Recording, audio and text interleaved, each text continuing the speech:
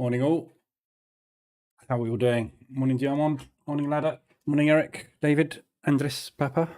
How are we all doing? Oh, I'm in massive pain this morning. Ow, ow, ow, ow.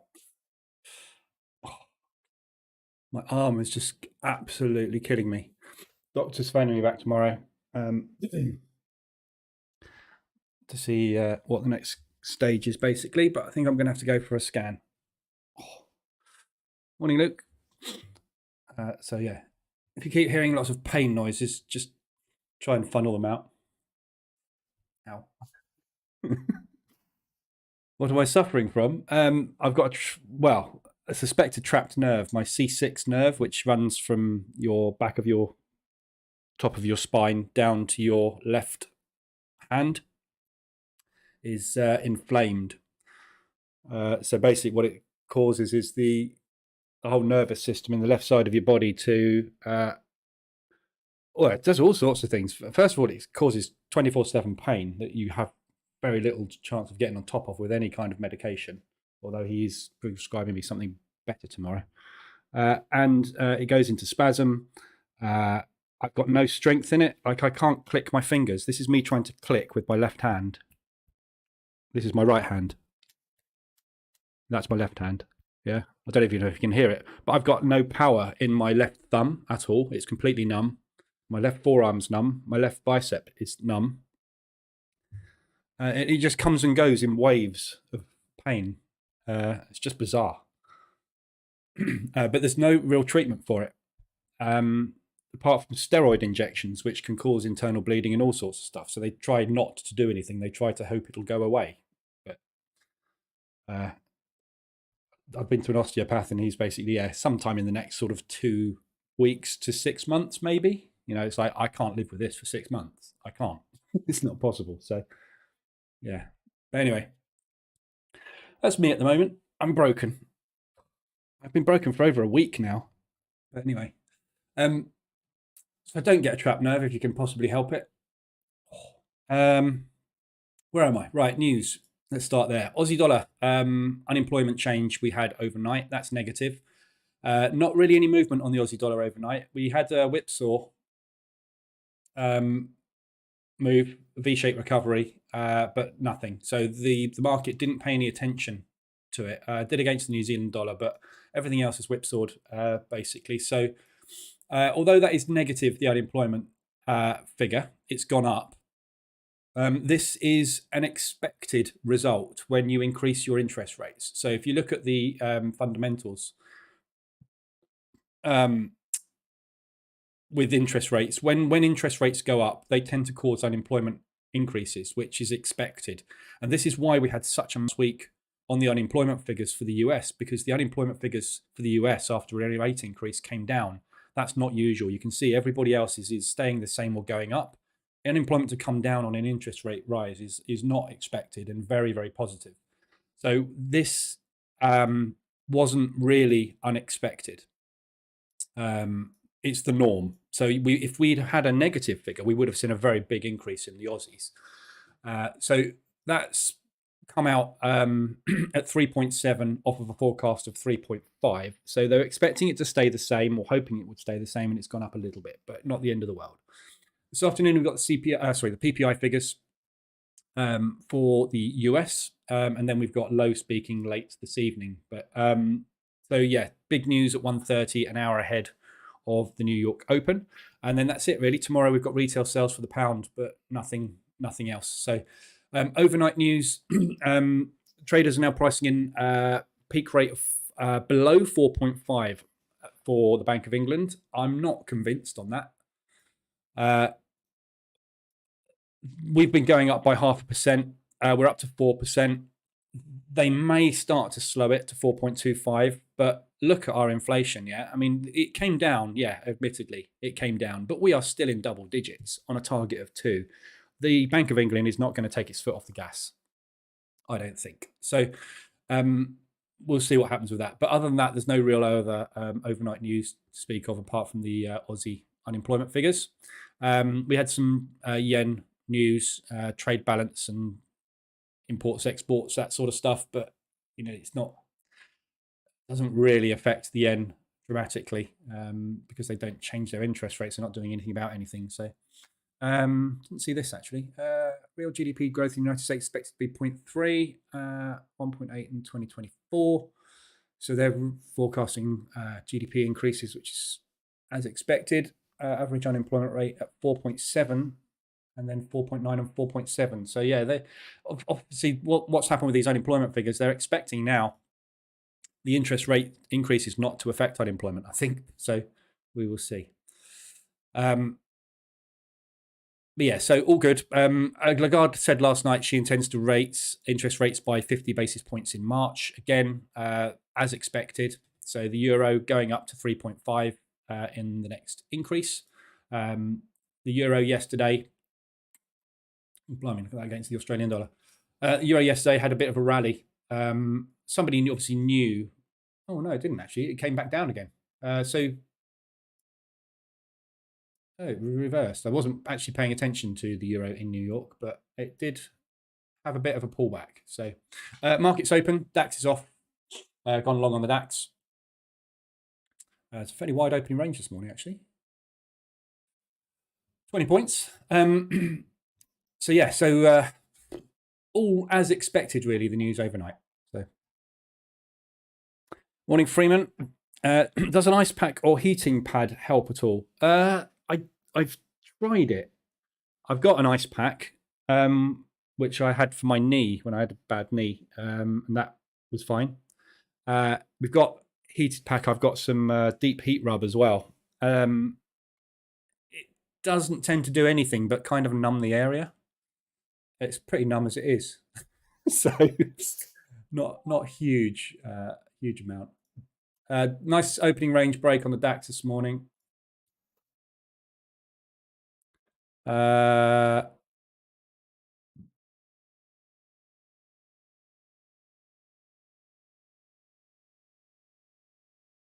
am I using as a TP on this? Quite big, aren't I?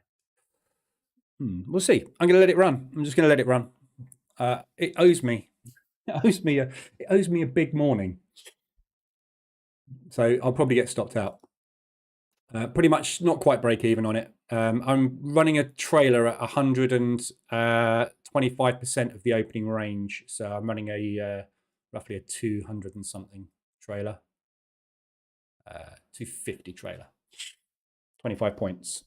So see if we can get a nice rally off of the DAX this morning. Right, overnight ADRs, not much to look at on the ADR front at all. Nothing yet. I was expecting some Aussie dollar ADRs, but obviously the market didn't react particularly positively or negatively to the Australian rates. So no changes there really. Nothing's close really to ADRs at the minute. So just keep an eye on those today. We've obviously got news again this afternoon for the US dollar. Just news for the US dollar is just positive after positive after positive at the moment. So anything you've got on, we've been looking to short everything against the US dollar and long the US dollar, whatever, for ages. Yesterday, most of it all paid off. Had a really good day yesterday on the ADR reversal EA account that I've got set up, which is working a dream at the moment. Morning outro. So yeah, lots of ADRs have started to play out on the pound US dollar and all the other US dollar pairs basically when we've had these big moves in. So everything short basically against the US. And if we get decent PPI figures, that will be the nail in the coffin for everything, really. I think we'll get a really nice rally off the US this afternoon. But we will see what happens with that one. The only weeklies we've got are the pound-based ones, pound US dollar, as hit weekly. We looked at this one yesterday. This had already hit yesterday when we looked at it in New York. And the pound New Zealand, which also hit its weekly range from the lows to the highs. And that came down very, very nicely yesterday. So if you did take that yesterday, that was immediately paid off. But that was a nice entry on the pound New Zealand yesterday up there. Sorry. When you get a spasm in your bicep, it's just like someone sticking a red hot poker in your arm and holding it there.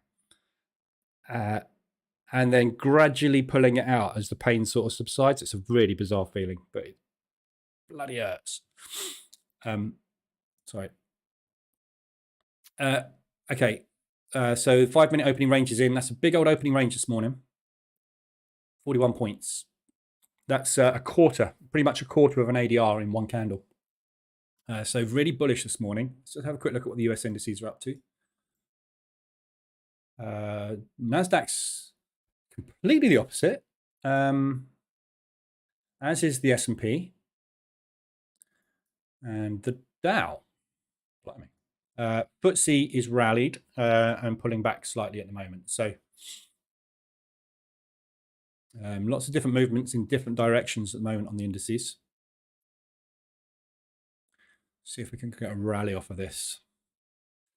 Right, so there's nothing to look at on ADRs particularly. RSIs, a lot of the RSIs that we had lit up have all played out. So we had loads of lit up RSIs on the hourlies yesterday. They've all started to play out nicely. So if you were in any of those hourlies yesterday, like the pound New Zealand, for example, that's all played out. There's loads lit up yesterday, and they've all been reverted. Lovely. So nice big profit takes on all those extensions. So pretty much everything you could have got into yesterday, you probably got out of with a profit yesterday as well. So nice propulsion move there on that reversal alert on the pound New Zealand. Came straight back down. They bought it back up straight away, and then obviously got slammed this morning with the Australian news. So lots of decent movements yesterday. The only ones we've got lit up today are yen based on the 4 hours. We're just pulling back at the moment on the DAX. Just want to see if it's going to come back and take me out of my entry. Ultra accidentally set ORB on the hourly by mistake. Yeah, that's not going to work. You have to take it manual. If you've got the Price Action Toolkit, quickly whack the Price Action Toolkit on there and just take a manual trade.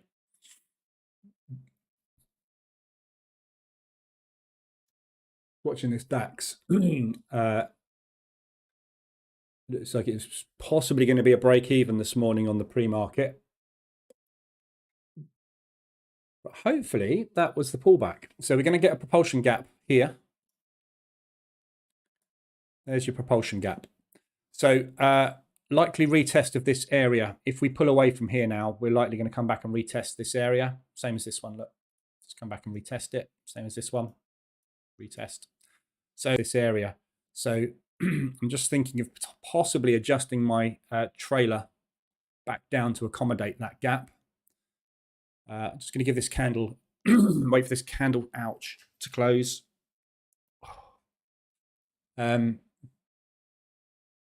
Might take me out before that happens, but we'll see. And then I will have a think about what to do on that. I don't want to be too tight on it basically today.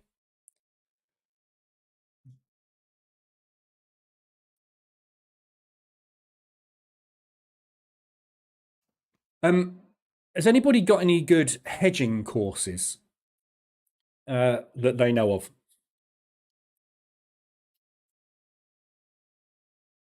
I've been looking at, I've been watching a few videos on hedging because I've been running the hedging version of the Market Reverse Alerts EA. And I'm just trying to, that works on M5 basically. And I've been running some tests with hedging on higher time frames, on hourly and 4 hourly. And I've had some pretty good results. Again, the same thing with a squeeze, you get a little bit burnt. But if you're doing fast drawdown control, it seems to keep on top of it pretty nicely. So I was just wondering if anybody had any decent courses they can recommend on hedging, because I'm just trying to get together lots of different hedging strategies to see what could possibly be implemented into what I was looking to try, because I'm thinking of setting an account up just for hedging.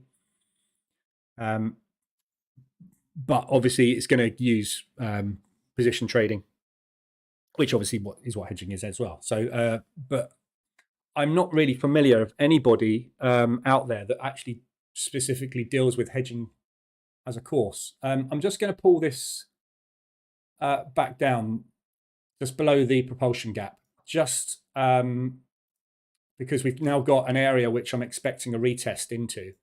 If this candle comes down and retests that, I don't want to get stopped out on a retest. If it comes down and breaks that propulsion, fine, I'll take that loss. But it's only a small loss. But I don't want to get taken out on a retest if we are going to rally today. We are due a rally on everything, basically, aren't we? So, yeah, so if anybody's got any, DM me in Telegram. I'll be interested in having a look. There's quite a bit of information on YouTube about hedging, but I'm not convinced by what I've seen, to be honest. So I very lightly dabbled in hedging at one point with a guy whose name I can't remember. But I found it very difficult the way that he did it. And I want to use the market reversal alerts with support and resistance for hedging. So looking at hedges basically above and below support resistance, basically where you would normally put your stop loss, in effect, is where you start your hedge from. So but I'm just trying to do a bit more research. Just another string to add to the bow, really. Another market, because obviously you need different strategies for different market conditions. And things like the pound New Zealand, which I've got on the screen right now, are exactly why the hedge set file works. But when you break this, at the moment, what I'm doing with my hedge set file is I'm scaling out on that. Whereas if I took a hedge on that and then took another position, I wouldn't have to scale out. So I'm just looking at ways to minimize loss on the hedging for higher time frames. Anyway, so if you know any, let me know. Okay, DAX has got, we're inside bar on an inside bar at the moment. So there's no real directional bias as such there. We'll have a look at the RSIs in a sec, and then we'll have a look at the bias scorecard and fundamentals. What I'm trying to find. Let's see. Okay, FTSE's rallying. So hopefully we'll get the Dow pushing. Struggling a bit, the Dow this morning. The DAX, rather. God. More drugs, please.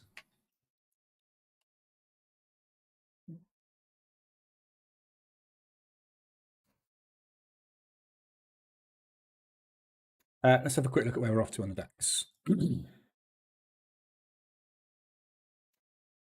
Nowhere. Right, there's our high. So that's where we're headed if we're going long. So we got roughly 45 points. So I'm going to stick my TP there. And then obviously the second position will run on a trailer. So if we are going long, that is where I want to be in. I want to be out, rather. Still haven't tested that propulsion. So there's a good probability we're going to come back and test that at some point.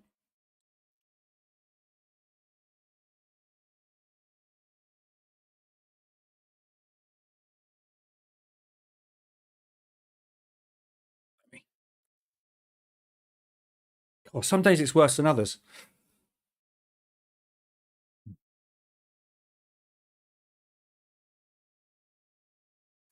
Okay, new highs on the DAX.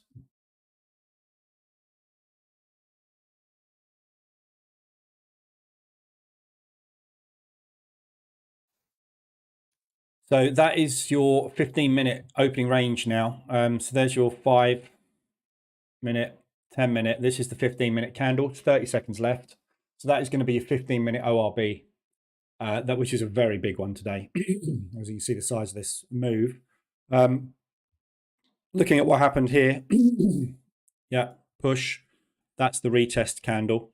Then we pushed off from there. So that's what I'm expecting is a retest of this level, which will obviously take me out.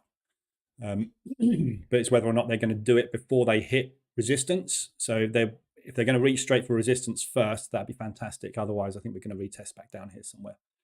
There's my 15-minute. So there's your 15-minute opening range. Absolutely huge today. So I'm taking an add-on position there. Yeah, I mean, I'll probably take it all off at the top, to be honest.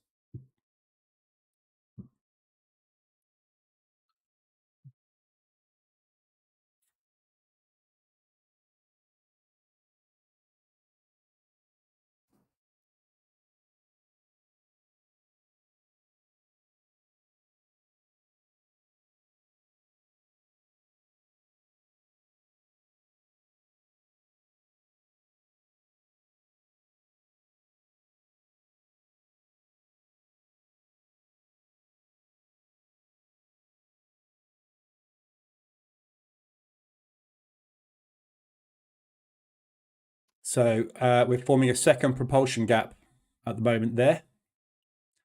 So we've got two propulsions basically to retest now at the moment. Obviously, this candle's got another 3.5 minutes on it, but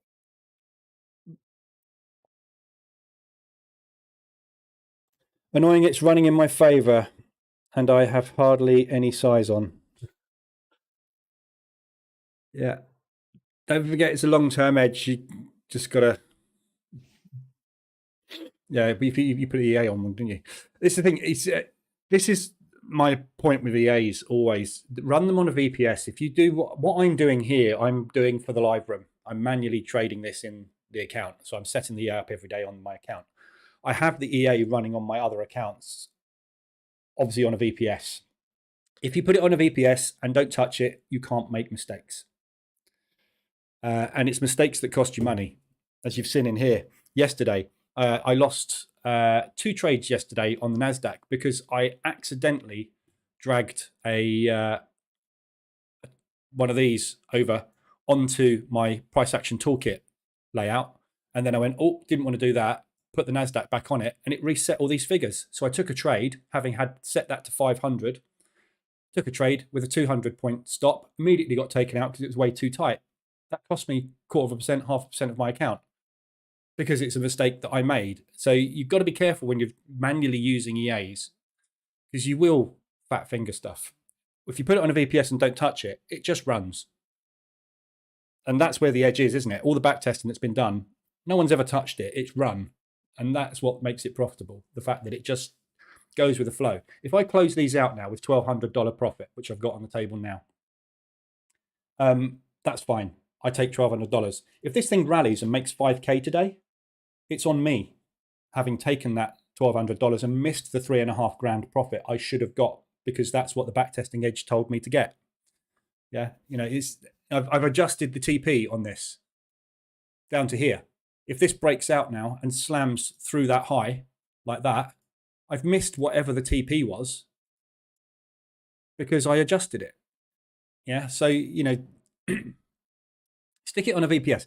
My VPS, just bought a new VPS, which is a 3 CPU, 16 gig. No, 4 CPU, 16 gig VPS. It's $50 a month. $50 a month, and I can run. At the moment, I'm running. God knows how many I'm running. Lots at the moment, and it's got so much capacity. But bye spammer in Telegram. So I'm running 1, 2, 3, 4, 5, 6, 7, 8, 9, 10, 11, 12, 13 MT4s on this. Hasn't batted an eyelid. It's not even using the CPU at the moment. I could put 20 MT4s on this, no problem. 4 CPUs, 16 gig RAM. You know, it's brilliant. Oh, look at the hedging set file. Look, this is the hedging set file running on every pair using DD control. It's done 4 grand in 3 days, and it's sitting in 4 grand a drawdown. Happy days. That's the valuation stage 2 passed. So just manage this all manually and get out of it when you get out of it, and job done. Valuation passed. 3 days, depending on what size it is. This is a 100K account. So, but yeah, I was pulling back DAX. Okay, so I'm going to stop out on the DAX, unfortunately, by the looks of things. Mind you, we might get a wick test. I might get lucky. We might just get a wick test here. However, I suspect we're probably going to want to come back down and test that.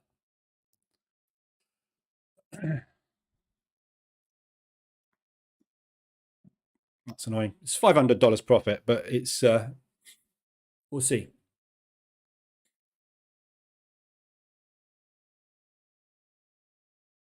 So the stop on the 15-minute ORB is down here still, because I've set that to 125% of the opening range. So that stop will stay the opposite side of the range on that breakout. And then if we do go run for the highs, obviously, the stop will come with it. Okay, so that was good opening range breakout this morning. See, I should have taken the money, shouldn't I? Should have taken the 1200, but I'll take 500. That'll do me. So many times when I've got into some amount of profit and I don't take it, it turns around and gives me nothing for a loss. So when I get some profit and take it on a pullback, that's when it goes. Yeah. So you can, yeah, I mean, right now, you know, what I would look at now is there's our pullback. I would want that retested ideally, but pending order above the high there. So, you know, one of the strategies I use a lot on my scalping accounts after we've got the open in like this is basically, not with that size of stop, but so trail buy stop. So basically buy stop above this candle. Yeah. So what I'm looking for now is market structure has done this. We are now pulling back. Okay. So what I want to do is now be in on the next leg up. So I don't know when the next leg up is going to start, but for the next leg up to start, it has to break the high of this candle. Yeah. If this now pushes back down to retests here and pulls up and then does this and pushes back down and retests again, I put another buy stop there above that candle. And then it will do this and it will keep pulling back and I'll keep entering buy stops so that I get in when that you'll get an impulse candle, a propulsion candle, which will start the next leg off, designed to stop out everybody that's shorting it straight away. So short it for 15 minutes, entice everybody in, propulsion candle, stop the lot out, everybody pukes, adds to your long position and makes it go faster. So just keep pending above the candles as we're pulling back, right? If we get to the point where it invalidates that low, yeah, cancel the lot. It's not working. It's not a pullback. It's a A-shaped recovery. In this case, then we're probably going to look short. So I'll wait for the breakout short, maybe take a breakout short. If not, I'll wait for a pullback and then I will get in short. But this is what the price action toolkit is useful for, is sitting here with buy stops in the market, waiting for that move to happen. You never know when it's going to go. When it goes, though, it tends to go with a propulsion candle, with a high volume candle. And if you wait for that candle to close and it's something like that, yeah, let's say it's traded, stopped there, and then the propulsion move starts and it goes like that, you're going to enter there on a candle close, whereas entering on a candle high break gets you in much, much faster and you catch more of the move. And obviously, don't forget, for market structure to remain intact in a downtrend, you have to have a high, a low, a lower high, a lower low, a lower high, a lower low. And as long as market structure is being respected, you will never trigger your pending order. When it triggers, it means that we put in a higher high, which is bullish. So we want to be in. And that's primarily how I use the price action toolkit. And obviously for quickly adjusting stops and TPs on the move break evens, everything else it does. But primarily it's buy stops and sell stops. So when I'm witnessing a pullback on a potential trend move, I'm getting ready for that move. And that's why I have multiple moves on, multiple positions on. By the time I get back up to that high, if we've pulled back 3 candles, I'll have 3 positions on. I'll take one off at the high and then typically break even average the last 2. So let's say I've got one there, and one there. It pushes to the high. I take that one off and I break even average those 2. So if it pulls back there, I can't lose and I've made a profit on that trade. Very simple, but you can't do it unless you've got buttons to do it with, because you need to be fast and you can't go, let's go, I want a buy stop there. Oh no, I need to adjust the size and then modify that. Let's change our stop loss. You can't do any of this. This is what the price action toolkit was created for. Just getting yourself ready to get. So if we are going to do a market structure long today, this is where I would expect us to pull back from. However, the first move of the day, this one, that created the propulsion gap, is the initial cash balance. So this is not necessarily speculative money. This is just order executions. So it could be the fact that the speculative money has started here, in which case, obviously, it's bearish today. So this will tell us whether or not there's bulls or bears included in this initial move. If this breaks, I suspect we are probably going south, which is fine. I'll go south with it.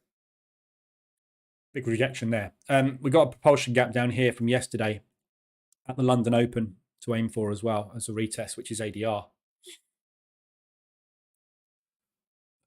That choppiness yesterday, God, if you were here in the live room yesterday afternoon, the Nasdaq chewed everybody to pieces. Didn't get any better, did it? Yesterday. Where are we? So this was the Nasdaq Open yesterday. There, that candle. We basically chopped to the high, undid the whole lot, came down, double bottomed. Anybody that went long on the double bottom got liquidated. Anybody that took the breakout short got liquidated. Yeah, so they liquidated at the open. They liquidated straight after the open. They liquidated the move after the open. Then they started to push higher, and then they started to pull back. So market structure looked like it was going short. Most people would have probably got out of their positions there or broken even on them. And then it went to take off, took out the high, pulled back, and finally got a move.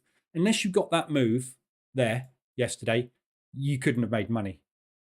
Because this was like, I was just sitting downstairs, had my dinner and ready to go to bed at that time. Utter nightmare yesterday, Nasdaq. All the US indices. Terrible. It did have a nice, but look at the volume. Look at the volume you got in that rally. There's nothing there. No one would trade that. There's no signals in there. It's just awful session yesterday. It's one of those hideous sessions I've seen on the NAS for a long time. The Dow was the same. They're all the same. Horrible. Don't like them at all. Adrian, evaluation passed when drawdown cleared. Yeah. So basically, that's the way to. That's the way I always pass my evaluations. If I'm not scalping, is basically hit target and then just work the drawdown. So basically, what I do is just work the drawdown from here. So you can just start like close Aussie CAD off, get rid of that. And then just start closing bits and pieces off as they come into profit and work whatever you've got left with until you're out.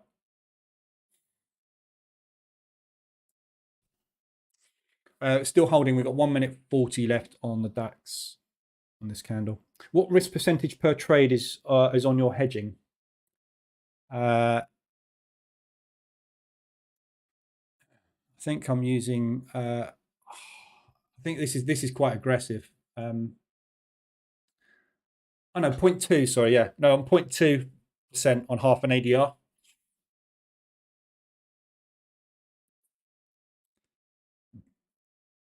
And lot multiplier is 1.3, I think. Yeah, 1.3.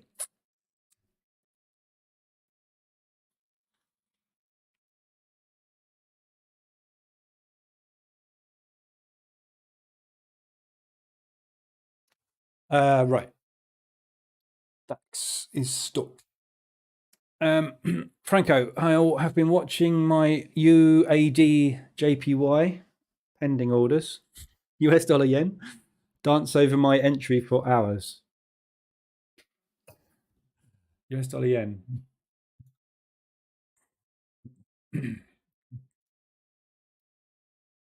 Just broken Asian session, although not very convincingly. Woke up, 6 TPs hit. The sleeping trader does it again. That's the way to do it. You always get your best profits when you're not there. Always the way. Yen, Aussie, and New Zealand, always my best trades because I let them run because I'm asleep. Right, so let's quickly look at the ADRs while we're waiting for. Okay, I've just closed back inside the opening range by the looks of things. Okay, so I'm going back in anyway. on the pre-market opening range, which is lovely actually. So that just gets me straight back in there. Let me just close that buy stop off.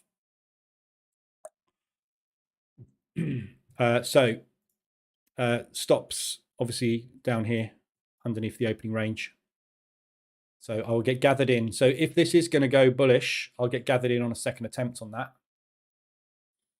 If we're going to break bearish, I'll stop out of that long and we'll go out the lows. Not far to go. Mind you, that's pre-market money, isn't it?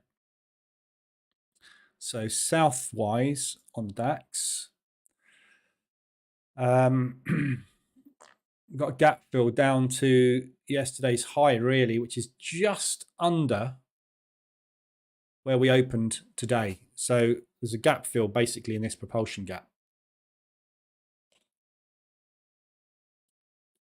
Pretty much. I will be able to actually see that. I'll probably open it on here, can I?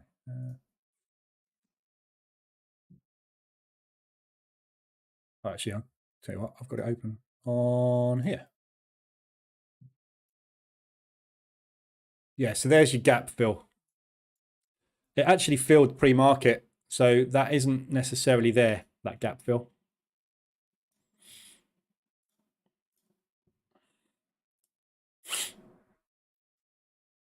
Ow, ow, ow, ow. Right, let's look at the RSIs. So 14s, we've got 4 hours rather. We've got CAD yen. So all these yen, so it's CAD yen, Swiss yen, and Euro yen are the 4-hour RSIs. So we're in a lovely downtrend at the moment. Strong yen. We're in a pullback on the CAD yen and US yen specifically because of the US and CAD strength. We're pulling back into this balance at the moment. So we had a nice area of balance. We went price discovery on the news and we're happy to then trade back down here again. Went back into balance. Price discovery short failed. Price discovery long failed. Back into balance. Now we're pulling back into this area again. So if we are going to continue on the yen strength regime, we'll basically be looking for short orders here. So nicely extended on the 4-hour. The only thing that I'm not sure about at the moment is the CAD and the US. I still think there's probably a lot of strength coming on these guys. So of the yen pairs that have pulled back, I think the CAD is probably the weaker one to take. You're better off taking something like the Swiss or the more, not really the Euro or the Swiss, to be honest, actually. So they're all pretty difficult to take because they're all bullish. So, but it is very extended. I would say, though, on the way up to the 4-hour RSI extension, which actually was here. Yeah, very weird extension. It was there. It has pulled back and profit taken quite nicely on the way. So pull back into this resistance turned support is really all I would expect out of it. And then potentially go into a range or continue to shoot up.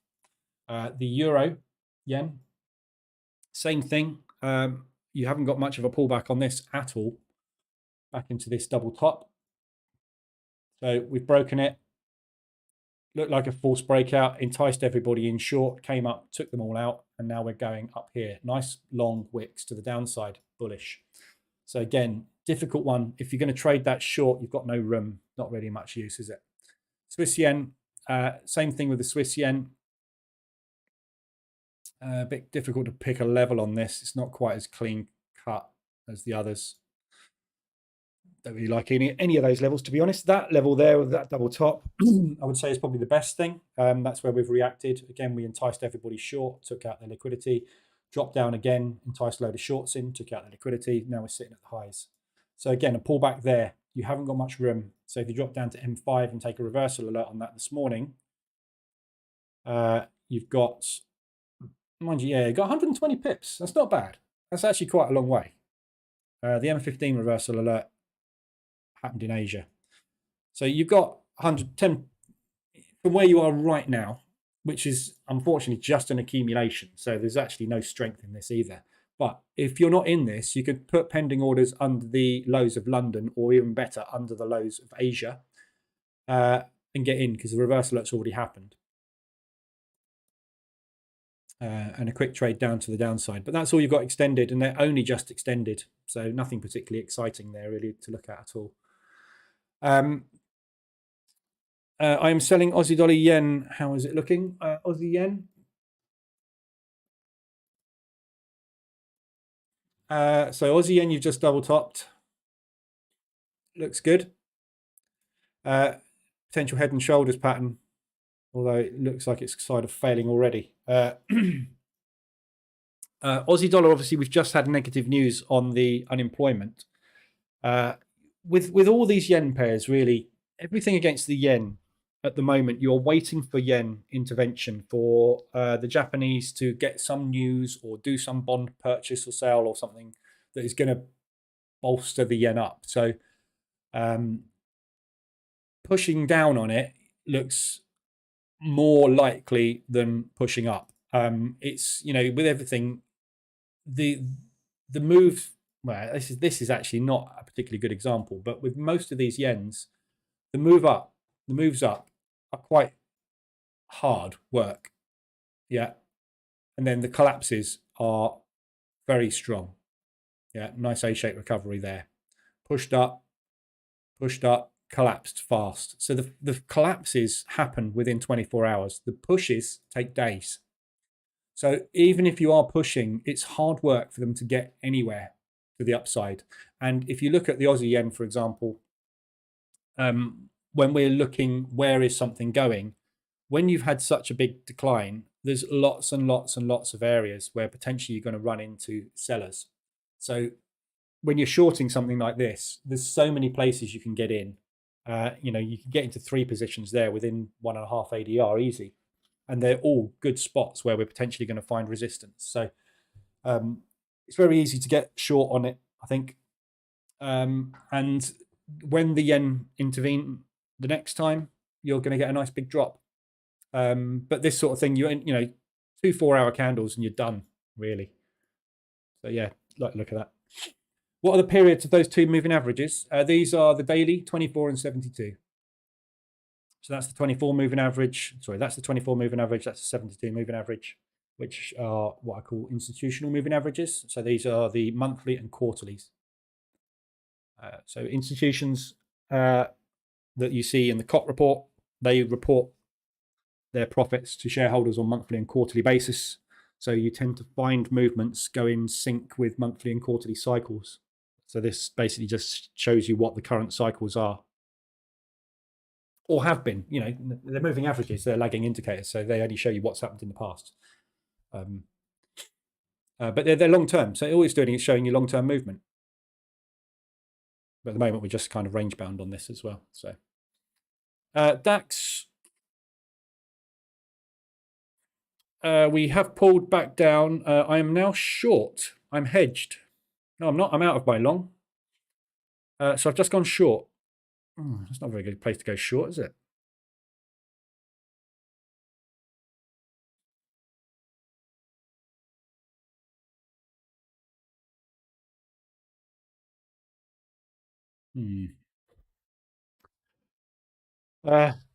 Just a whipsaw, basically, so far today. A-shaped recovery on that. This is obviously the speculative move so far today. We haven't gone anywhere. We're back at the open. So we'll see where we go from here. It's kind of a reset.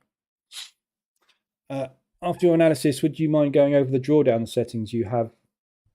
I think I've set it up for hedging, for drawdown. I'll have to check. I may not have set this up for drawdown control, this one.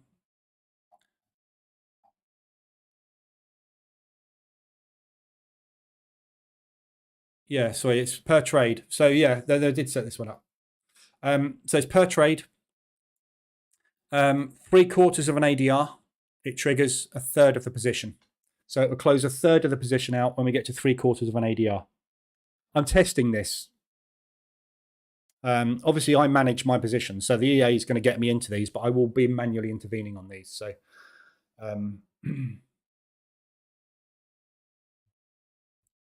but yeah, 3/4 of an ADR, close 1/3.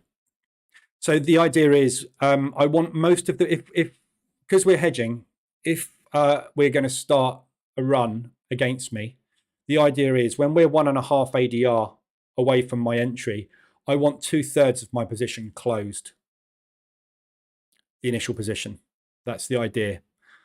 Or well, it's 0.6, but roughly 2/3. I want more than half the position shut if it's moved 1.5 ADR against me.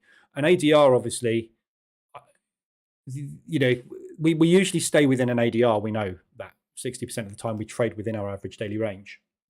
So if we've moved 2 or 3 days and we've managed to get 1.5 ADR away, that initial position, I want that off because I will have banked on it.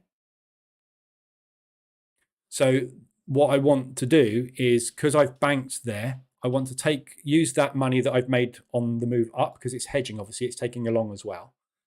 That money on the move up, I'm using that to close out 2/3 of that position, and then taking a 1.3 larger lot size than the original position to move down. That will get me out of that push down very quickly. So it's quite aggressive, the drawdown control. The idea being is to keep the drawdown under wraps as much as possible.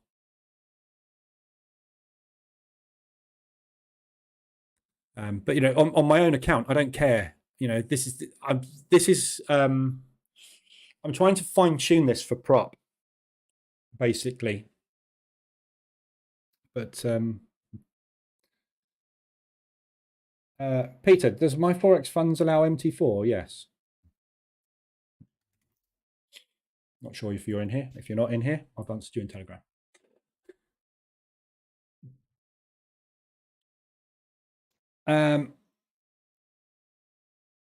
Wessam, how do I close partials on MT5 desktop? Same as MT4. Click on the order, double click on the order, market execution, and close out whatever you want. I assume, I don't know, I don't use MT5, but I'm pretty sure the order execution works the same way.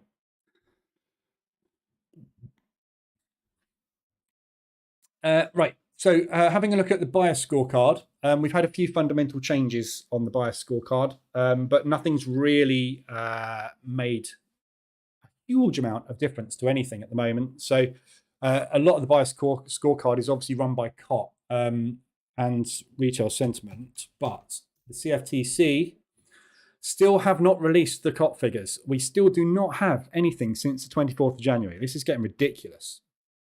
If you look at the release schedule, yeah, last update we had was from 24th of January, because it was late. So we've missed this. We're now looking, we're on the 16th of February. Yeah, we haven't had an update on COT since the 24th of January. Unacceptable, CFTC. Pull your finger out.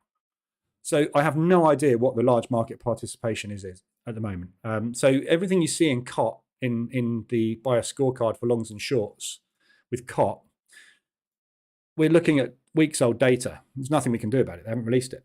So it's just annoying. I'm checking it every day. So yeah, don't know. But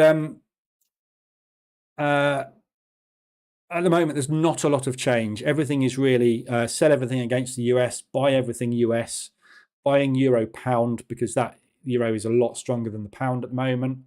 Aussie dollar, New Zealand dollar, still a good sell.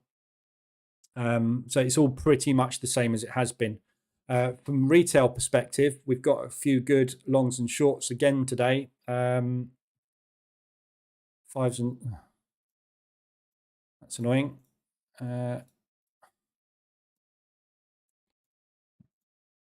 God's sake, why can't I?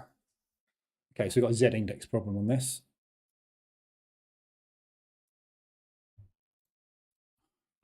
God's sake. Let's go retail. There you go. So the only strong buy, actually, let's go retail ones as well. The only strong buy, I need to fix that Z index problem, so it's that box I need to change. Best buy at the moment is euro yen. You've got COT positioning long on it. You've got retail all positioned short on that. So euro yen, you want to be just continuously buying that up. Again, with the I've got an EA running on the sentiment, trading sentiment, and that basically is doing fantastic job as well. Ouch. So this has banked 3K. This is trading retail sentiment basically, so it's doing the opposite to retail basically. So it's banked 3K, sitting in 1K a drawdown at the moment. So yeah, doing very, very well. This retail sentiment is absolutely fantastic. This is definitely a product I'm going to work on a lot more. Obviously, this is just in live testing at the moment, but yeah, just as long as everybody's long on it, I keep shorting it. And you just get out on the pops basically when they do the liquidity runs. So really, really good. It does go into drawdown, same as anything, but haven't optimized settings on it. I haven't done anything. Unfortunately, there's no way of back testing it with the sentiment, but it's working beautifully at the moment. So yeah, banks 3, sitting in 1K a drawdown, taking additional trades, scaling out of them as well, uses drawdown control. So this one's done 2 batches of drawdown control on that. And if it sweeps yesterday's high, we'll get into another position there and just wait for basically the sentiment. That's actually switched. They're short, so it's short now. Yeah, so this is the thing that I'm working on with this, and this is why I'm doing this forward testing, is to see what happens when it flips the opposite direction. So this was long when I was getting into it, and it's now flipped completely short the other way. So I'm just trying to figure out how to deal with it when it flips back the other way, because we would expect this to continue to go long now because they're all short. So do we wait for them just to flip back the other way and get out, or do we start doing more aggressive drawdown control on it when it flips back against us? I don't know. So, but so far there's very little that's actually done that. Everything else has just been banked. So I don't know. But anyway, retail sentiment. So euro yen is a good buy at the moment. DAX has just stalled at the bottom a minute. Oops. So euro yen, basically, retail sentiment on that is everybody's short. So 81% of the market is short euro yen, pound yen, Swiss yen. So pound yen, euro yen, and Swiss yen, they're all short on it. So that's been flying. Pound yen, move up, Swiss yen, pushing. Yeah, so if the market is short, you go long. Simple as that. That's basically what that EA does. But at logical areas, yesterday's highs, weekly highs, lows, that sort of stuff. So those are good trades this morning. So Swiss yen is still very, very, very extended. 93% of the market are short on that. So although it is really high up there, if it pulls back at all to take out liquidity, I would look to take another long on that one. You got a few others in there. The euros, all the euros are longs as well, because the market is shorting. For some reason, the market is shorting the euro. Well, I know why they're shorting the euro, because the euro's come down. So the euro's had a bit of a weak spot, so the market's all flipped short on it. So the euro is now, looks like it's starting to rally, doesn't it? Yeah. So want to be longing everything euro. Nice opportunity there on M15 to get in on a retest. Reversal alert, retest. Trade it back up into the highs. So yeah, all the euros basically. The pound yen, again, that's a long. We've looked at that one. The Swiss yen is a long. The only real shorts that are worth looking at, I think, today are pound New Zealand, pound US, and Aussie US. So pound New Zealand is a short. It's already short. Pound US already happened. And what was the other one? Aussie US. That might be an opportunity.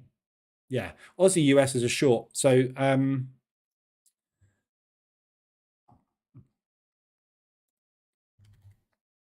Aussie dollar, US dollar, 66% of the market is long on that at the moment. Thanks for the follow, whoever that was. Huddlestone. So yeah, short. I would drop down to M5 on that. You're just about to get a reverse alert on M5. So they've just taken out the Asian high. So there's your Asian high there. So the market participants are all long, which means all their liquidity is sitting there and there for the Asian session, and there'll be some there as well. So that's where, if they need to gather up some money, they will be headed. However, there is a bit of a gap to the upside. So we've got quite a lot of clear sky above. So it may be that this one actually does push up a little bit more, entice a few more longs in, and then they'll collapse it at some point, possibly this afternoon. Obviously, we've got US. So bear in mind, obviously, this afternoon, we've got US dollar PPI figures. If they come out as good, this will be coming down hard. So Aussie dollar, US dollar looks like a good sell as well this afternoon. So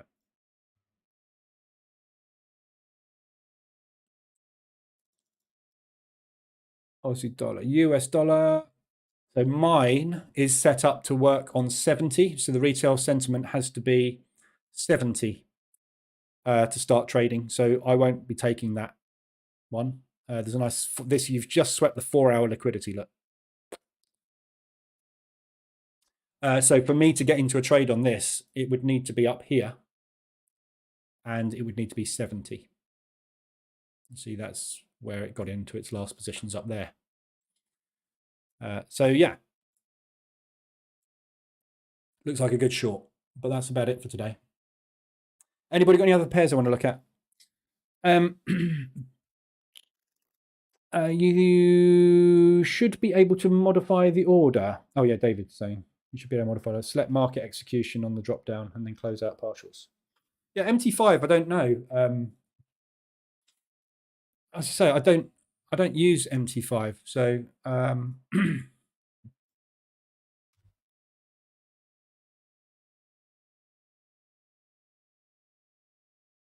what? Oh, what the hell?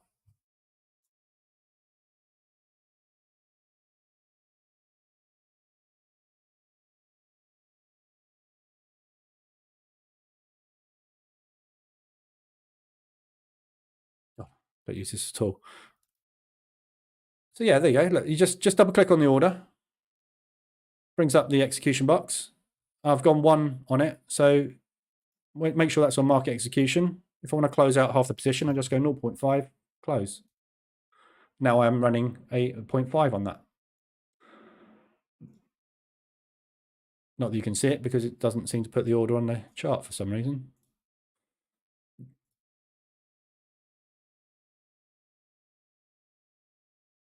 There we go.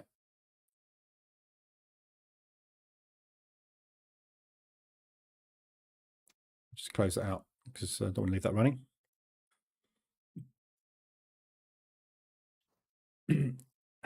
West Ham, it's not the same. It is the same. I just showed you.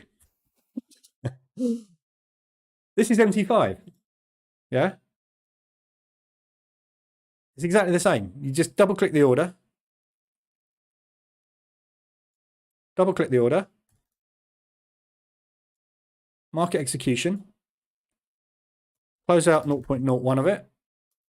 Closed. Now it's a 0.04. Same as MT4.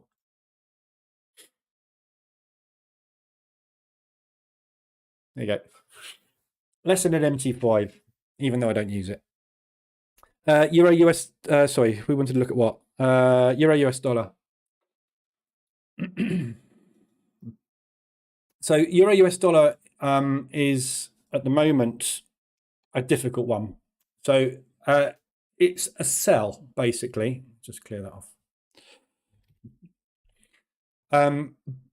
There is no COT bias on this because the position of COT traders is long the euro, and they are also long on the US dollar. So therefore, they cancel each other out. So there's no bias from a fundamental, from a futures positioning perspective. Retail are also not long or short on it. So there's no retail bias. So the only bias you can go on is the fundamentals, and the fundamentals are all pointing downwards. Everything against the US dollar will usually be pointing downwards. So it's a sell, basically. However, the euro is also very, very strong in its own right at the moment. So if you look at all the euro pairs, they're all holding their own sideways or rallying. Yeah. So the euro's actually got strength, and especially against the US dollar, it's been a lot stronger, obviously, of late, because they've been increasing interest rates, making themselves more attractive. The economy's going well. It's all going in a good direction. However, when the US dollar gets good news, it is going to beat everything. So it's a very tricky one to pick a directional bias long term on at the moment, because there is no advantage long term either way. So you've got to play it really as a kind of range bound pair with, I think at the moment, a slight negative bias. So slightly more bias towards the US dollar. So I would be dropping down into M5, M15 and looking for RSI extensions on the hourlies. So shorting it here, longing it there, longing it there. Yeah. So basically taking any RSI extensions on the hourly chart and dropping down into M5 and just taking them to M5 reversal alerts. Yeah. So when H1 M5 strategy, basically. So if you're using the market reversal alerts EA, all you do is you set it up to say every time we get hourly RSI extensions, go down to M5 and take longs. Simple as that. So you should, in theory, be able to trade this in both directions at the moment. But obviously, as you can see, FOMC, unemployment figures, CPI, yeah, today, PMIs, we should be getting decent movement. Sorry, PPIs. Did I say PMIs? PPIs. Sorry, it was retail yesterday, not CPI. CPI was on Tuesday. Anyway, yeah, you get the message. It's all bullish. Everything is massively bullish US at the moment. So I would much more be interested in taking RSI extensions to the upside, just because I think it's safer at the moment, because we're more likely to get US dollar strength. However, Lagarde will come back and push against that. So she's speaking later. No, that was yesterday. Sorry. She spoke yesterday.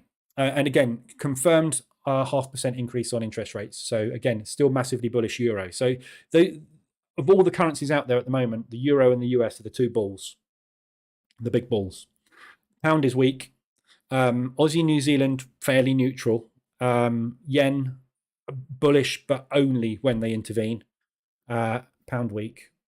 Swiss franc in the middle as well. So the two bullish currencies are the euro, US dollar. So if you're going to trade either of those, you don't want to trade them against each other. You want to trade them against something that is going to be very weak. So pound, for example. So you want to be trading the euro pound long. Yeah. Anywhere in that pullback from here onwards, starting a long position for the next leg up. Pound US dollar shorts. Yeah. RSI extension short. RSI extension short. RSI extension just about short, but if not, second entry. RSI extension short. Yeah. So pick a pair that is weak, and this is what this bias scorecard is telling you. Yeah. What's weak? What's strong? At the moment, if I want to concentrate just on stuff that has a bias, the pound US dollar is the best thing to sell at the moment, because the whole fundamentals are saying short. COT are short. Retail are long on it. They're always wrong. Go short. Yeah, that's a -9. Aussie dollar, you want to trade against the US dollar because the fundamentals are weak against that. New Zealand dollar, fundamentals are weak. Pound New Zealand, again, weak. Euro US dollar, weak. But that is on a fundamental basis only. There's no bias from COT or retail. So if we had suddenly retail and COT bias short on that, that would be the sell of the century. We're not going to get that, though, because they're both bullish. So this should stay as a zero. So the thing that's really weak for this at the moment is fundamentals, but that's only because the euro are behind the US in the speed of interest rate increases. They are still increasing interest rates, which is why we take into account the differentials. how is interest rates, GDP, and unemployment changing? It's not going as well in the euro as it is in the US, which is why we've got a short on it. Yeah. So there's those. Pound US dollar. I've just covered that one, haven't I? Really, pound US dollar. It's a massive sell. Don't want to be doing anything but selling it. So depending on how you're trading, 4-hour RSI extensions, you'll be lucky to get one, I think. But the last ones we had were up here, obviously, at this double top. So yeah, 4-hour RSI extensions. Shorts, I would probably go more for hourly RSI extensions again. Yeah, so you just want to short every RSI extension. So literally wait for the RSI to get extended on the hourly, which is what the RSI dashboard is there for, to tell you when things are setting up. And then you drop down to M5 and you wait for that reversal alert short, which would have been in this mess somewhere up there.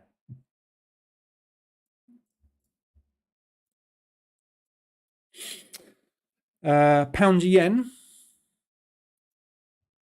So this is an interesting one. This is the same as all the other yens at the moment. So we've got this area of resistance from here down to here, basically. So that high there, this whole section is your resistance. So again, we're back up there. Every time we get any kind of intervention from the yen or any kind of news coming out of Japan that gives it a massive strengthening, or any kind of massive weakness on the US dollar, which makes everybody dump into the yen, we get a big move. The market is not able to break this level. We've tried many times. We keep trying. We keep getting back. This is the furthest we've got since before Christmas. The yen, the Japanese are not letting the yen devalue anymore. They are now intervening. They always say, oh, it's nothing to do with us. Hang on a minute, you just sold 220 million yen bonds. What do you mean it's nothing to do with you? That's the reason the yen's pumped. But they deny it all the time. They're like Russia. What do you mean war? I never said I was going to war. Don't know what you're talking about. So basically, any kind of movement against the yen gets trampled, basically. So all you're doing is you're waiting for the yen to move with some strength. It's really hard to make progress against it. So any extensions on the yen, pound yen, you can get into basically, and you're not guaranteed, obviously, nothing's ever guaranteed, but it's highly likely you're going to get that pullback because the strength it takes to get the RSI extended in a move to the upside, there's always going to be a drop, a pullback. However, we've got this massive propulsion gap, especially on the pound yen, that we still haven't really tested since there. So that was the first test on it. I need to go back quite a way to show that.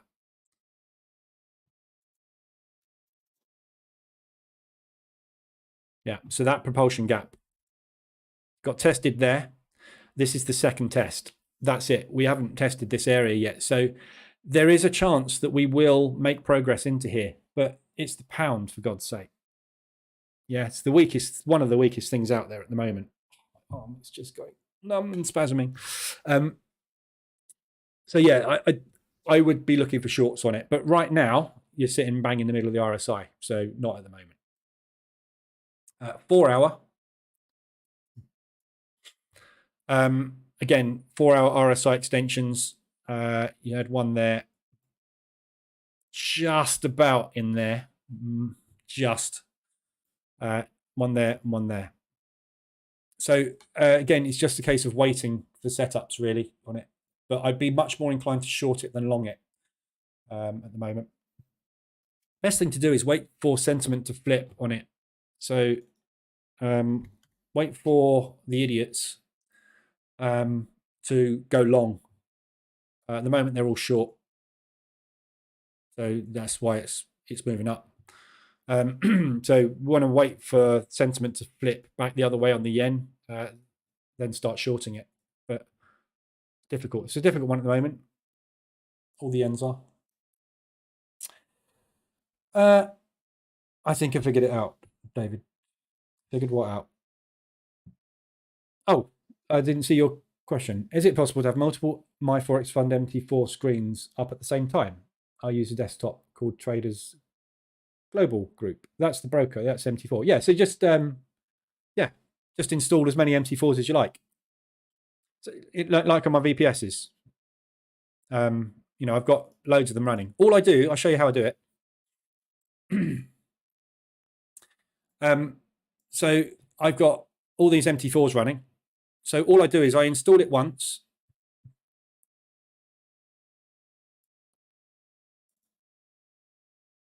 Oh, not that. Yeah, install MT4, right? And then all I do is hit that, Control C, Control V. Yeah, and that makes copy 14. Okay.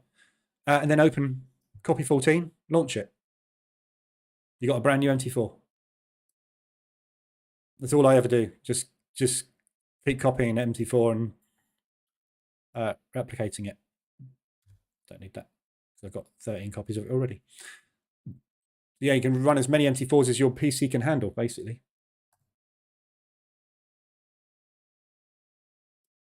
Which is a lot.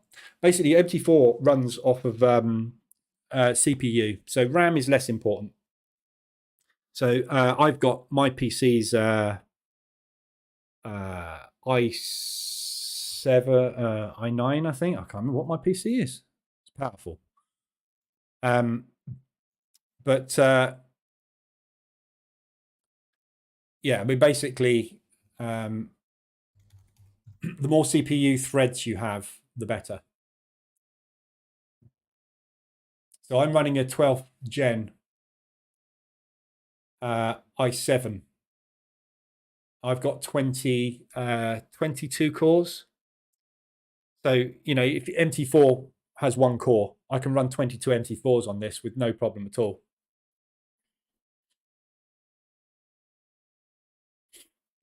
You can run more than that, just you get a bit of a queue and a bit of a lag, but you don't need that many. When I'm trading on here, I usually have 4 MT4s open. Because I've got a 42-inch monitor in front of me and two 28 inches to the sides. So I run 4 MT4s, and I've also got a Microsoft Surface, which I have open as well, which monitors usually the indices. But you don't need that. You only need one. Trade off for one. We're short on this DAX at the moment. It is struggling a little bit down at this low, unfortunately.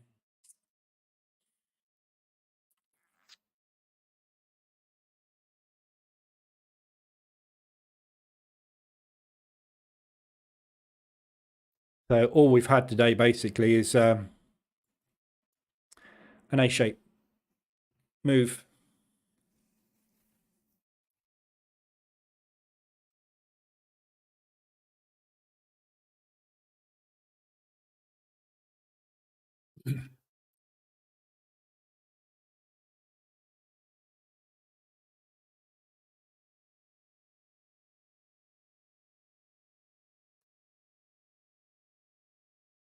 Rest up to. So same on the FTSE. So good rejection there. Looks short, doesn't it, today? But it's just not really got any legs. There's no volume in the market at the moment. So the Nasdaq and the US indices were right this morning. Double bottom on the Dow. Nothing's really going anywhere. This is the problem. We've got news this afternoon, so it's hardly likely we're going to sit around today and just wait for the news. So that's 130. So be aware of that 130 PMI figures, PPI figures rather. That's the producer price index. So it's basically the same as the CPI figures. So it's very important, the PPI. It's the same as CPI. Rather than being consumer prices, it's producer price index. So it's the cost of manufacturing, which is obviously passed on to CPI. So if PPI goes up, you tend to find CPI is inflated on the next number, which is why PPI is an important number. But PPI figures are more controllable than CPI figures. because you can do things within business to aid them. CPI you can't really do a lot about, apart from increase inflation, and encourage people to save more than spend, which is what inflation's designed to do. So so they are important. I'm not going to trade them live, no, not today. I'll come on at the normal time. The PPI figures, if you look back over PPI, last January 18th was the last one. What did we get actually on the last one? That was an as expected, and then December the 9th.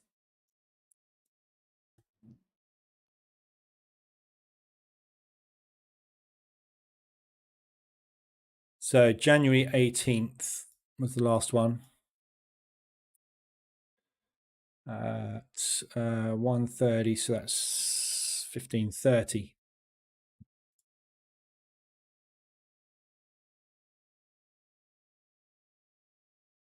Yeah, see, it's in there. It's just a spike. Just a spike. No real like move like we get off of CPI. Yeah. December the 9th.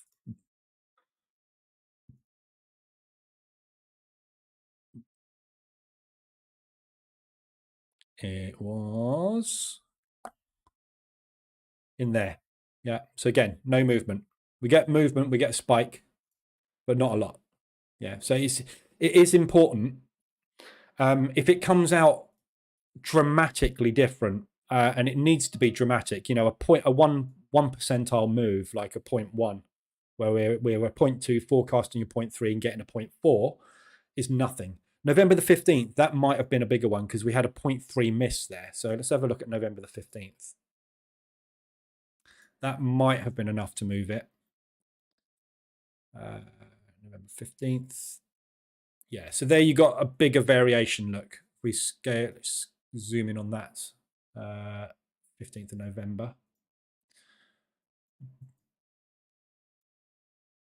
Yeah, so there you go. So that was a 0.3 miss. The rest were as expected or a 0.1 miss sort of thing. That's a 0.3 miss. So again, it's a spike, but look at the move afterwards. Yeah. So if you do get a very big, strong move off of it and it goes against the US dollar, I would say it's a good fade opportunity. So with it today, if we look at where we are at the moment, let's say the PPI figure comes out as a negative, we will see a spike pound US dollar to the upside. Look for areas where we may be running out of steam. So look at yesterday's high. I very much doubt we would get to this week's high. That would be a big miss. But if we get up to these levels, I'd look for fade opportunities because that's usually what happens with it.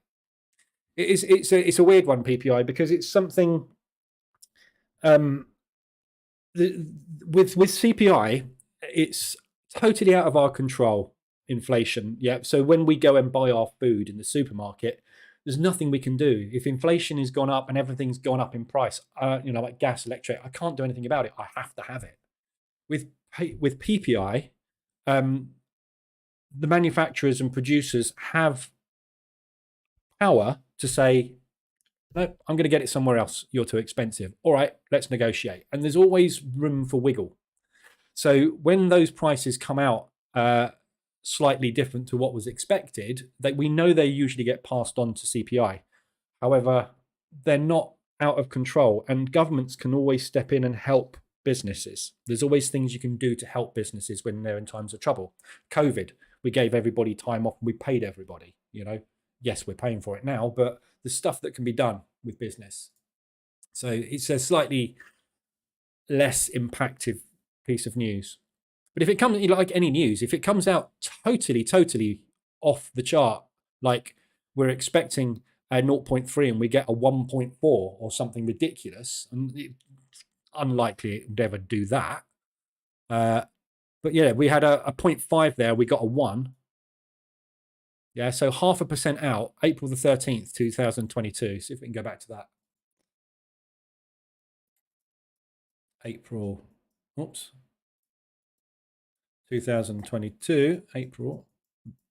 It's a long way back.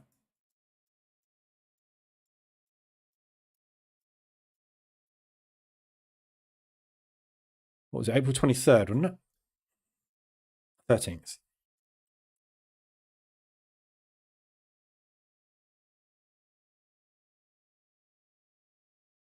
How's about that? 13th of April at 1500 odd. Yeah, so there you see. So this was a big one. Yeah, we got ADR is probably about 150. We got a ADR move out of it. So if you get a very big variation, you'll get a very big deviation in price. However, look at what happened the next day.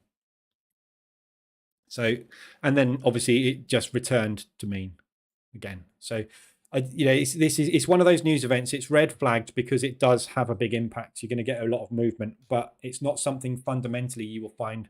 All the CPI figures have come out way bigger than expected. Okay, right, we're going to buy the US dollar for the next 6 months. It's not that sort of figure.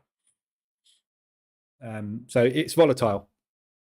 But again, if PPI comes out as expected, it probably won't do anything. It might get a little spike up and a little spike down. That'll be it. Business as usual. Franco, it's an old wives' tale. Every time I boost my trade values, higher pip value, I get into trouble. It's like they know. Frankie goes big, dollars in play. Yeah, it's don't do it. Basically, is the answer. This is the problem with compounding. There's a video I watched yesterday. There's a guy, I don't know his name. Actually, I do know his name. I think it's Sean. He's got a course he sells, and he's got a course on compounding and how to grow a $1,000 account into $1 million, etc., etc. And he does back tests in it, multiple back tests, and he actually shows you compounding failing.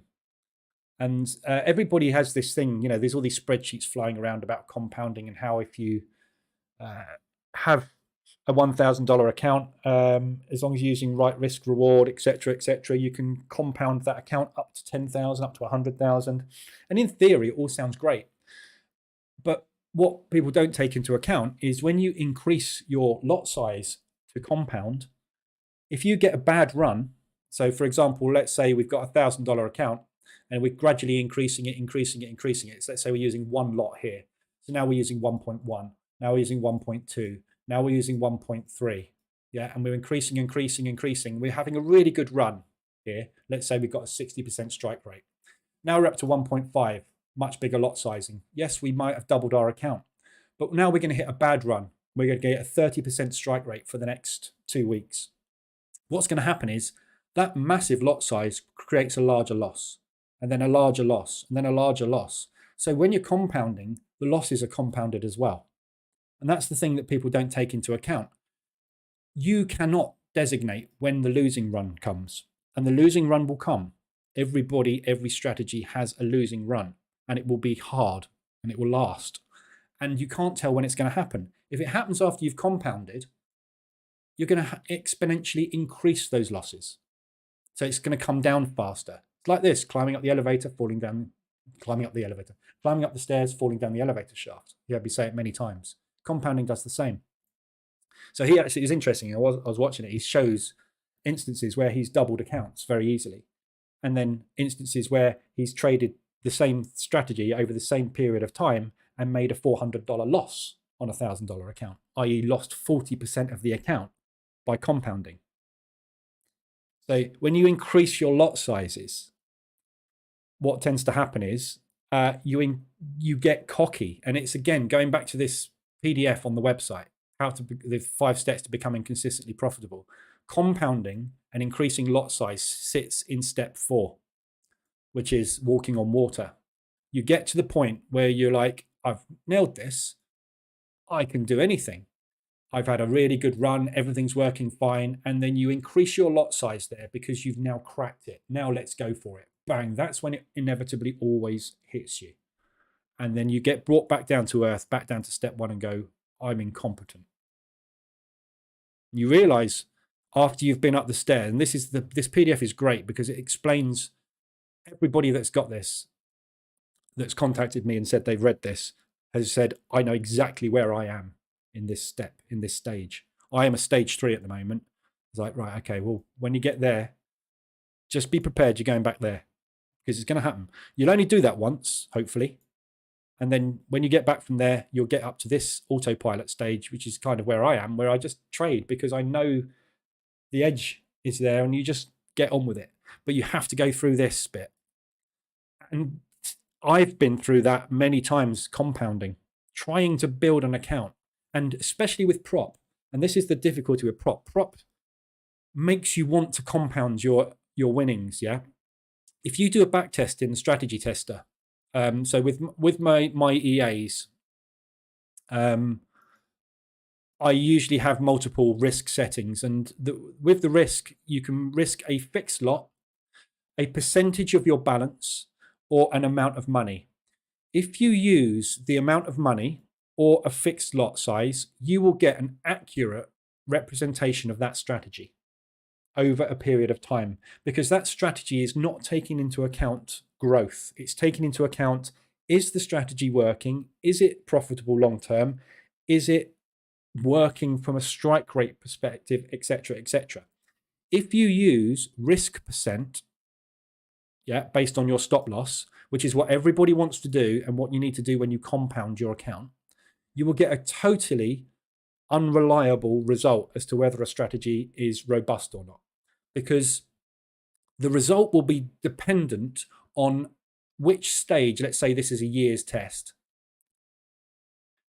The result will be dependent on which stage the losing run occurred. If the losing run occurs early on, you'll probably survive. If the losing run occurs up here, you'll get a misrepresentation because you'll get a big down curve.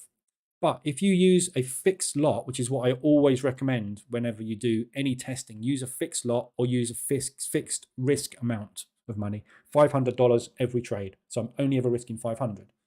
You will find that in those periods, you get that sort of movement rather than that sort of movement, because your lot sizing is, or your risk is always the same.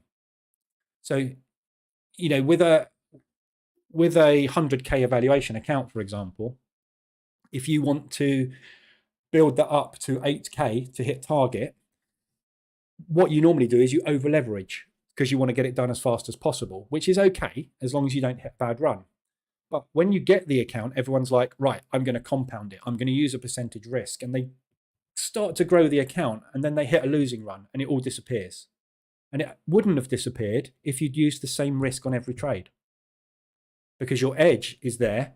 If you've got a 1.5R on your strategy with a 50% strike rate, that's the edge. But the edge disappears if you risk 3 times as much on the trades that lose. You're not going to make any money. You're going to lose money. That's why compounding doesn't work. But it works on, you know, and this is the thing, it works on paper. But on paper, you can never tell when the losing run's coming. Every strategy is going to have a losing run. Every trader. I have 2 months a year usually where I make loss. I don't know when they're coming. It's different every year. I've got no idea when they come, but they will come. And if I have those losing runs, those losing months, when I decided to double my lot size, they're going to be twice as bad as usual. So just don't do it. But yeah, it's interesting, compounding and lot sizing. Just going to, if I'm not stopped out, I have already stopped out. Stopped out with a small loss on that position.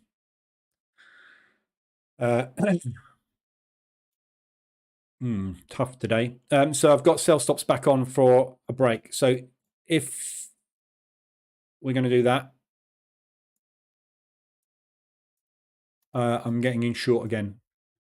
I just want to make sure I'm not going to close all my trades at stop trading time today, because this does actually look like a nice potential drop out the lows, but not very quickly. So I do actually want to get in again if we are going to drop. I want to be on it.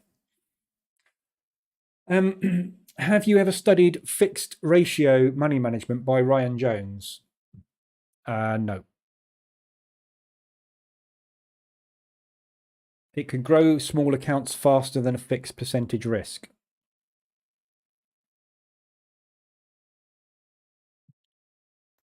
I don't know. Never heard of it. Never heard of it. Fixed Ratio by Ryan Jones.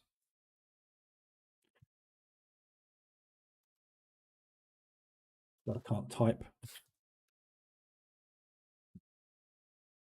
Oh, I'm so disabled. My left arm is just disabled. Lot size equals 0.01 times 1,000. Not.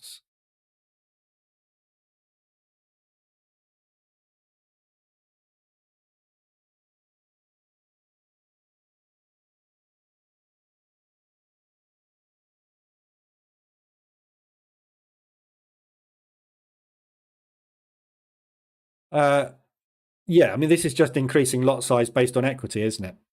Which is it's pretty similar to percentage risk, but probably a little safe. Yeah, I mean, this is probably a safer way to do it.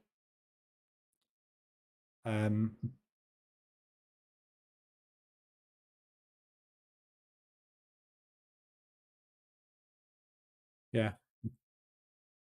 This is Strategy Quant. They're doing this in. Yeah, I don't know. I haven't really looked into it, but yeah, it's a kind of hybrid, isn't it, of percentage risk? But don't know. There's lots of ways to do all sorts of stuff out there. You know, pick what you want.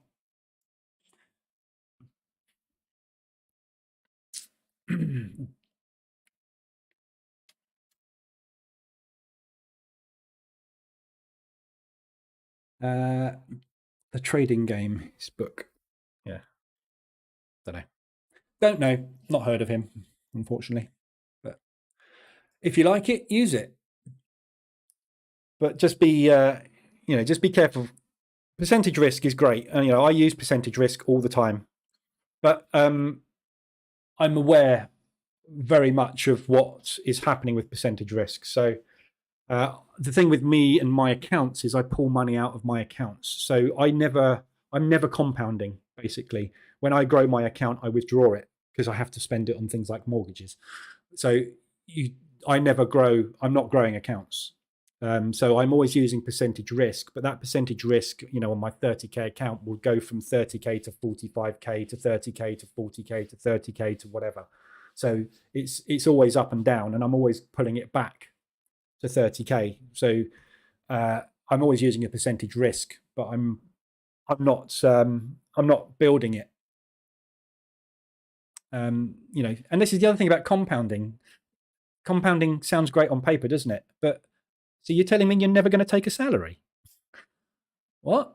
What are you doing this for then? So if you're doing this to compound an account, to grow an account, basically you've got a load of money already. So why are you not using that to trade?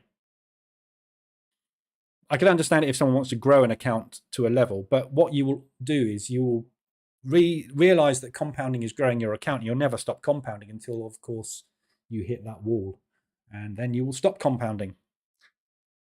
So it just doesn't work. It's a great theory, but it's just a flawed execution in real world. But that Ryan Jones one is probably a little bit better. So he's basically stepping up and down lot sizing rather than percentage, which is good. So that's probably a bit a more stable way of doing it, which is what you should do. But I probably subconsciously do it anyway. Just logical to do, isn't it, really?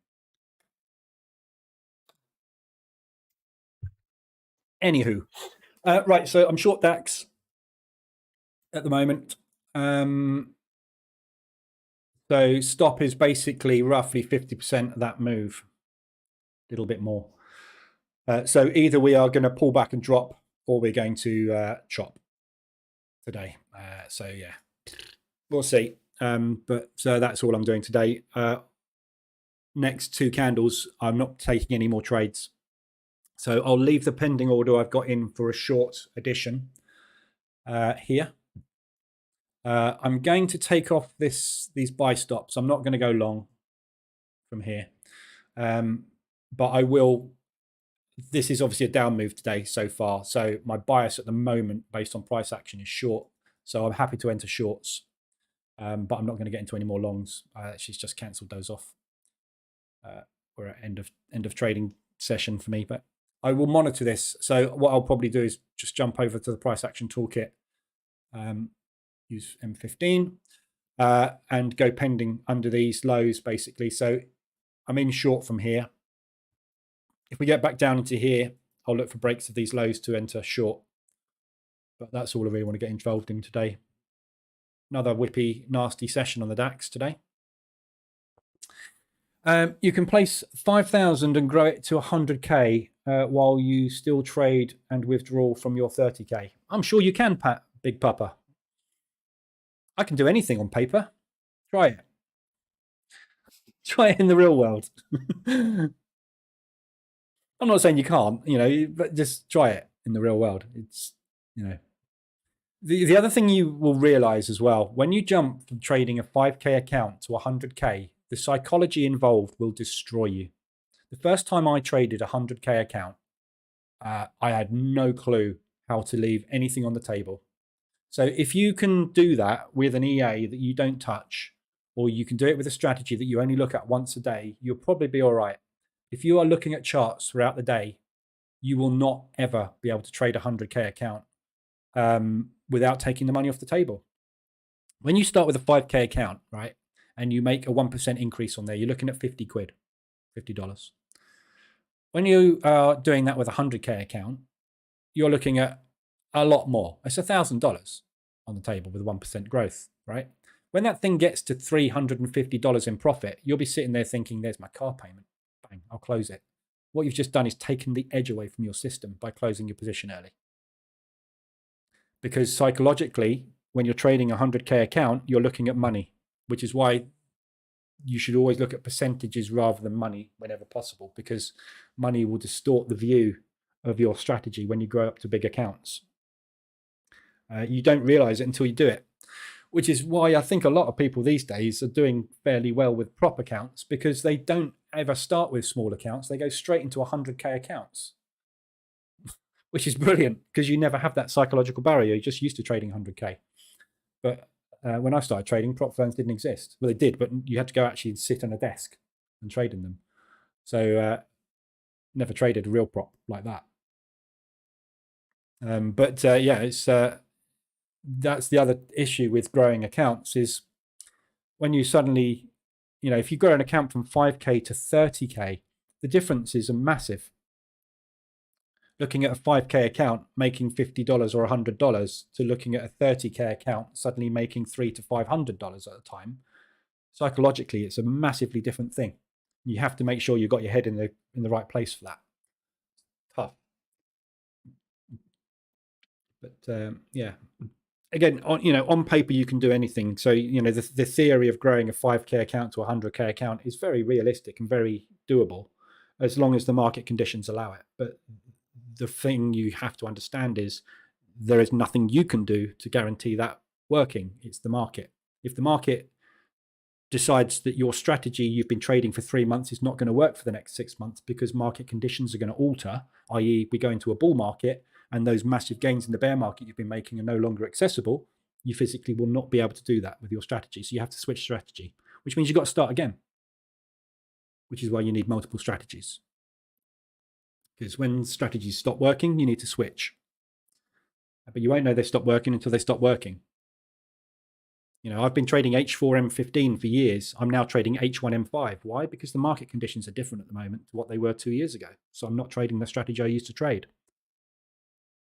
You have to be able to change because the world changes. We didn't have a war with Ukraine.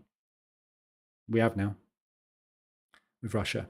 Yeah, we didn't have COVID 3 years ago. We have now. All sorts of stuff will change. Something, another 3 balloons get shot down over the US. All of a sudden, China's involved in a war with the US. The market conditions are going to be the same? No, you're going to have to change again. Just the way of the industry, unfortunately. Philip, I felt that I always tend to cancel the trade before it actually goes profitable. Yeah. Psychological, the psychology of trading, and this is why position trading works so well, because the psychology of trading is what kills 95% of traders. They don't know it until they understand what psychology is. But that's what kills everybody. With the position trading bootcamp, when you remove the psychological barrier, which is what position trading does, you don't have that problem anymore. So the fear of missing out, the fear of losing, the fear of taking your trade off too early or too late, the fear of everything that you do as a trader is removed when you position trade, because the thing that causes every piece of fear in every trader is the stop loss. Remove the stop loss, you remove the fear. Remove the fear, you make the money. That's as simple as it gets. That's why I did the bootcamp, because that's what changed it for me. You know, realizing that the market goes up and down and you can't time it. I can't, do you think, you know, I made a loss this morning on this. Why? Because I tried to time the entries and I tried to time the exits and I got all the timing wrong. If I go short now, at some point, it's probably going to be down there today. So I'll just get out when it's down there. If I put a stop loss there, the only thing I can guarantee is I'm going to get stopped out. Remove the stop loss, remove the fear, and just wait for the market to go in your direction and take the profit. Simple. But you can't compound that, unfortunately. Well, you probably could, I suppose. I don't know. I never looked into it. But yeah, anyway. Right. Pound US dollar's dropping. So it looks like we've got a strong US dollar again. With that, or we've got weak pound. We've got a strong US dollar by the looks of things. So US dollar's rallying into the news this afternoon. So I suspect some people know we might be having positive news, which would explain why the indices are coming down this morning. So be aware of that, obviously. 130, we've got the PPI. Probably just going to be a spike and then a retracement. But you never know.